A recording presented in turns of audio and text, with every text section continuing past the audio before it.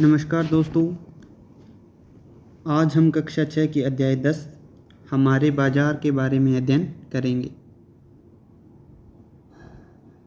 एक अकेला व्यक्ति अपने जीवन की समस्त आवश्यकताएं पूरी नहीं कर सकता। सभ्यता के प्रारंभ से ही मनुष्य एक दूसरे पर निर्भर रहता है। हालांकि इसके स्वरूप में परिवर्तन एवं विस्तार होता रहता है। प्रारंभ में मनुष्य की आवश्यकताएं बहुत कम थी।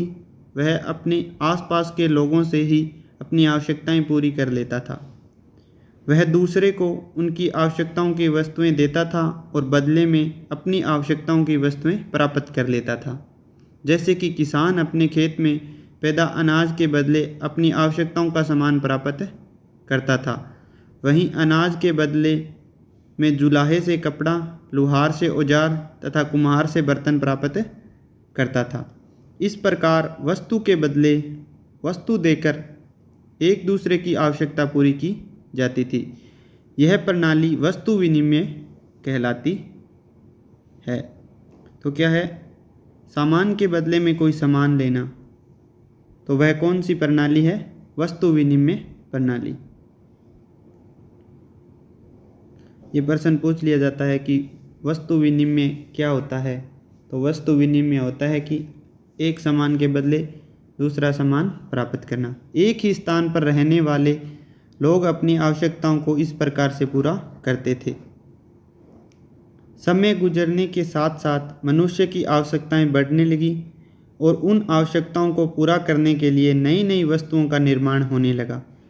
वस्तुओं के निर्माण की नई नई विधियां खोजी गई और जनसंख्या वृद्धि के साथ साथ बड़ी मात्रा में वस्तुओं का उत्पादन किया जाने लगा। कृषि एवं परंपरागत वस्तुओं के उत्पादन के साथ साथ लघु व कुटीर उद्योगों में आवश्यकता की अनेक वस्तुओं का उत्पादन होने लगा। अब वस्तु के बदले वस्तु देने की प्रणाली के द्वारा लोगों की आवश्यकता की पूर्ति में कठिनाई आने लगी। धीरे धीरे लेन देन की एक नई प्रणाली विकसित हुई। मुद्रा के विकास के साथ ही मुद्रा के बदले वस्तुओं के लेन देन की सुविधापूर्ण प्रणाली प्रचलित हुई। जब वस्तु के मूल्य के रूप में वस्तु न दी जाकर मुद्रा दी जाती है तो इसे मुद्रा विनिमय कहते हैं। वस्तु विनिमय क्या था? कि वस्तु के बदले वस्तु और किसी वस्तु के बदले मुद्रा या पैसा दिया जाता है तो उसे कौन सी प्रणाली कहते हैं?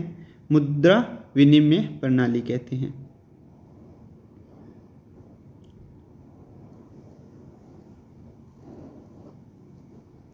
चलिए आगे देखते हैं। आधुनिक युग मशीनों का युग है।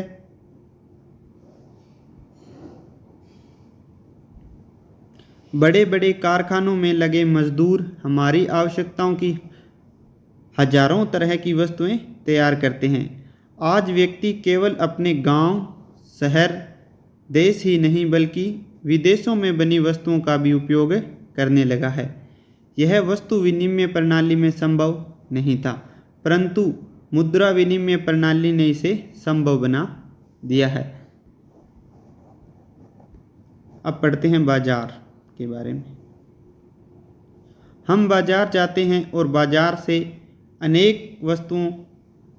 अनेक आवश्यकता की बहुत सी चीज़ें खरीदते हैं, जैसे सब्जियां, साबुन, दंतमंजन, मसाले, ब्रेड, बिस्किट, चावल, दाल, कपड़े, किताबें, कॉपियाँ आदि। हम जो कुछ खरीदते हैं, यदि उन सब की सूची बनाई जाए तो वह काफ़ी लंबी होगी। बाजार भी कई प्रकार के होते हैं जहाँ की हम अपनी आवश्यकताओं की वस्तुओं को खरीदने के लिए जाते हैं, जैसे हमारे पड़ोस की गुमटी, मोहल्ले की दुकान, साप्ताहिक बाजार, बड़े बड़े शॉपिंग कॉम्प्लेक्स और शॉपिंग मॉल इत्यादि। आइए हम बाजार के इन विभिन्न स्वरूपों की चर्चा करें। नंबर 1 पर है मोहल्ले की दुकान। बहुत सी दुकानें हमारे मोहल्ले में होती है जो हमें कई तरह की सेवाएं और सामान उपलब्ध करवाती है। हम पास की डेयरी से दूध, किराना व्यापारी से तेल, मसाले एवं खाद्य पदार्थ तथा स्टेशनरी के व्यापारी से कागज़, पेन या फिर दवाइयों की दुकान से दवाइयाँ खरीदते हैं। नाई की दुकान पर अपने बाल कटवाते हैं और ड्राई क्लीनर से अपने वस्त्र धुलवाते हैं व इस्त्री करवाते हैं। नाई व ड्राई क्लीनर हमें अपनी सेवाएं प्रदान करते हैं। इस तरह की दुकानें सामान्यतः पक्की और स्थायी होती है, जबकि सड़क किनारे फुटपाथ पर सब्जियां के कुछ छोटे दुकानदार, फल विक्रेता और कुछ गाड़ी मैकेनिक आदि भी दिखाई देते हैं। ये मोहल्ले की दुकान कई अर्थों में बहुत उपयोगी होती है। वे हमारे घरों के करीब होती है, अतः एक सप्ताह में किसी भी दिन और किसी भी समय इन दुकानों पर जा सकते हैं। तो ये थी मोहल्ले के दुकान में। नंबर 2 पर है साप्ताहिक बाजार। साप्ताहिक बाजार का यह नाम इसलिए पड़ा क्योंकि यह बाजार सप्ताह में किसी एक निश्चित दिन लगता है। इस तरह के बाजार में रोज़ खुलने वाली पक्की दुकानें नहीं होती है। किसी एक निश्चित स्थान पर बहुत से व्यापारी एक निश्चित दिन खुले में ही दुकानें लगाते हैं और शाम होने पर उन्हें समेट लेते हैं। अगले दिन वे अपनी दुकानें किसी और जगह लगाते हैं। ऐसे बाज़ारों को हाट बाज़ार कहा जाता है। तो हाट बाज़ार क्या होता है? जो एक निश्चित जगह पर नहीं लगते, हफ्ते में एक बार लगते हैं। साप्ताहिक बाज़ार में रोज़मर्रा की ज़रूरत की बहुत सी चीज़ें सस्ते दामों पर मिलती है। ऐसा इसलिए कि इन बाज़ारों में एक ही तरह के सामानों की कई दुकानें होती है, जिससे उनमें आपस में प्रतियोगिता होती है। अतः खरीदारों के पास यह अवसर भी होता है कि वे मोल तोल करके भाव कम करवा सकें। साथ ही इन्हें अपनी दुकानों का किराया, बिजली का बिल, सरकारी शुल्क, कर्मचारी की तनख्वाह आदि का खर्चा भी नहीं करना पड़ता है। लोग अक्सर इन बाज़ारों में जाना पसंद करते हैं। नंबर 3 पे है शॉपिंग कॉम्प्लेक्स। बड़े शहरों में कुछ इस प्रकार के बाज़ार भी होते हैं जहां एक ही छत के नीचे अनेक वस्तुओं की अनेक दुकानें होती है। इन्हें लोग शॉपिंग कॉम्प्लेक्स के नाम से जानते हैं।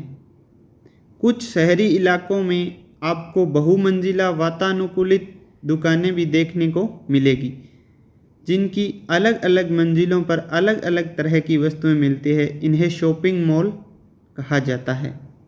तो ये शॉपिंग मॉल का दृश्य दिखाया गया है। इसमें क्या होता है कि एक ही मंजिल पर अलग अलग तरह की वस्तुएं मिलती है और एक ही छत के नीचे सब कुछ मिल जाता है।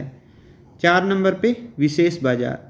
शहर में कई स्थानों पर एक वस्तु विशेष के लिए विशेष बाजार भी होते हैं, जैसे कपड़ा बाजार, लोहा बाजार, अनाज बाजार, सब्जी बाजार इत्यादि। इन बाजारों में एक ही प्रकार की वस्तु की कई दुकानें होती है। क्या आपने कभी सोचा है कि आपके मोहल्ले के दुकानदार अपनी दुकान के लिए सामान कहाँ से लेकर आते हैं?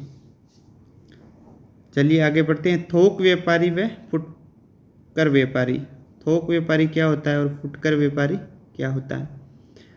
वस्तुओं अथवा सामानों का उत्पादन खेतों, घरेलू उद्योगों और कारखानों में होता है।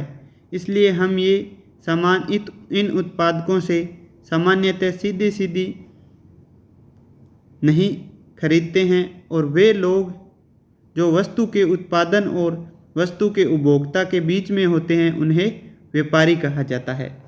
तो व्यापारी क्या होता है? जो वस्तु का उत्पादन करता है और जो वस्तु को खरीदता है, उनके बीच जो सामान का आदान प्रदान करने वाला है वो क्या है? व्यापारी है। व्यापारी 2 प्रकार के होते हैं। अच्छा, नंबर 1, वे व्यापारी जो उत्पादन की बड़ी मात्रा या संख्या के में सामान खरीद लेते हैं और फिर इन्हें वे छोटे व्यापारियों को बेच देते हैं। ये थोक व्यापारी कहलाते हैं। थोक मतलब इकट्ठा सामान लेना। जैसे बड़े बड़े व्यापारी ये कार्य करते हैं, जो इकट्ठे ही सामान को खरीद लेते हैं, फिर आगे छोटे छोटे व्यापारियों में उसको बांट देते हैं। जैसे सब्जियों का थोक व्यापारी 10-12 किलो सब्जियां नहीं खरीदता, बल्कि वह बड़ी मात्रा में 300-400 किलो तक सब्जियां खरीद लेता है। वह इन्हें गली मोहल्ले के छोटे सब्जी विक्रेताओं को बेच देता है। यहाँ खरीदने वाले और बेचने वाले दोनों ही व्यापारी होते हैं। तो बड़ा व्यापारी छोटे व्यापारियों को बेच देता है, एक साथ वो बड़ी मात्रा में सब्जियां या अन्य वस्तु खरीद लेता है और आगे छोटे छोटे 10-15 व्यापारियों को उसमें बांट देता है। नंबर 2 पे पढ़ेंगे, वह व्यापारी जो अंततः वस्तुएं हम उपभोक्ताओं को बेचता है वह खुदरा या फुटकर व्यापारी कहलाता है। खुदरा या फुटकर व्यापारी कौन सा होता है? जो वस्तुएं डायरेक्ट उपभोक्ता तक पहुंचाता है उसे खुदरा या फुटकर व्यापारी कहा जाता है। थोक व्यापारी वो होता है जो कोई भी सामान है उसे इकट्ठे में खरीद लेता है और आगे खुदरा या फुटकर व्यापारियों को बेचता है। यदि वही दुकानदार होता है जो आपको पड़ोसी की दुकानें, साप्ताहिक बाजार और फिर शॉपिंग कॉम्प्लेक्स में सामान बेचता मिलता है, तो ये कौन से व्यापारी होते हैं? जो अपने आसपास में होते हैं, साप्ताहिक बाजार लगाते हैं या कॉम्प्लेक्स में सामान बेचते हैं, इन्हें ही खुदरा या फुटकर व्यापारी कहा जाता है। आगे पढ़ेंगे बैंकिंग प्रणाली के बारे में कि बैंकिंग प्रणाली क्या होती है। वर्तमान युग में बैंकिंग प्रणाली हमारे लिए अत्यंत आवश्यक है।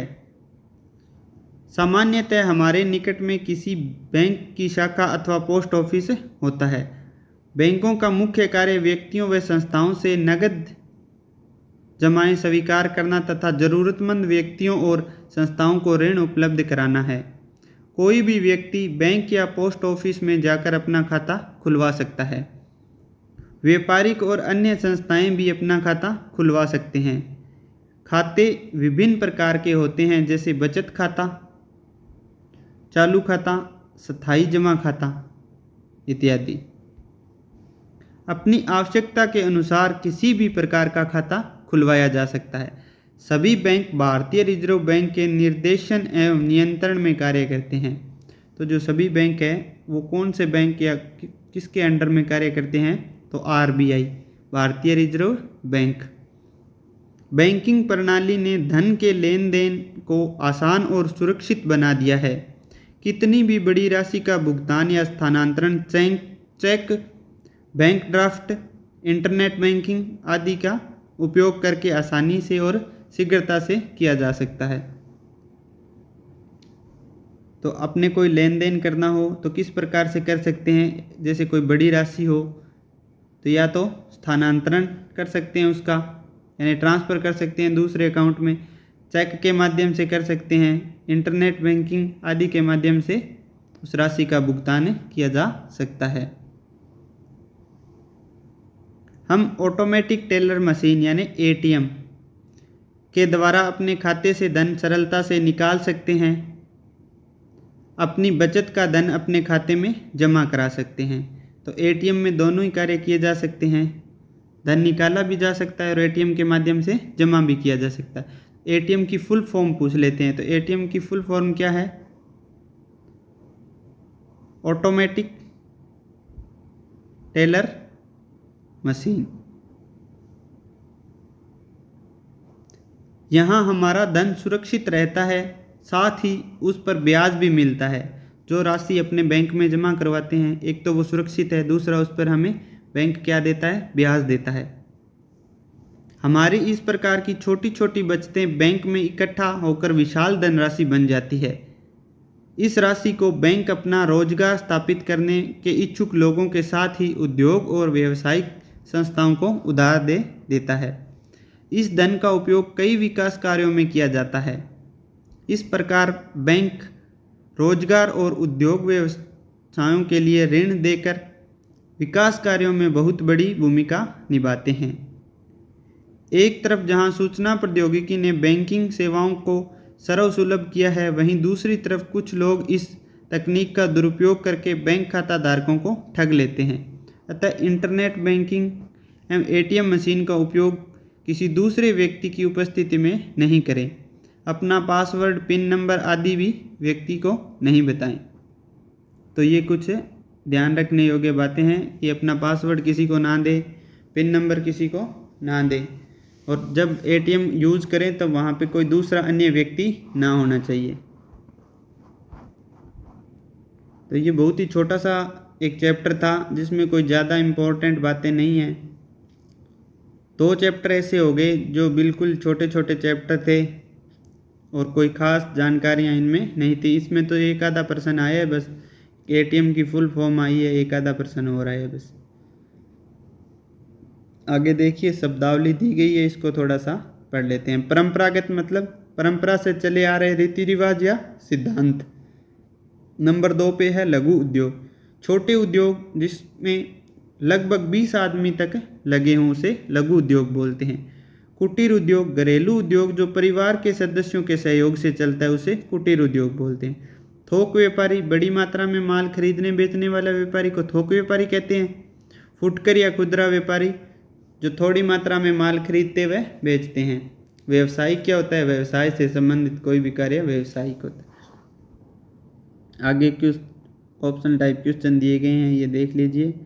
और अगर आपको हमारा ये वीडियो अच्छा लगे तो इसे ज़्यादा से ज़्यादा शेयर करें, लाइक करें।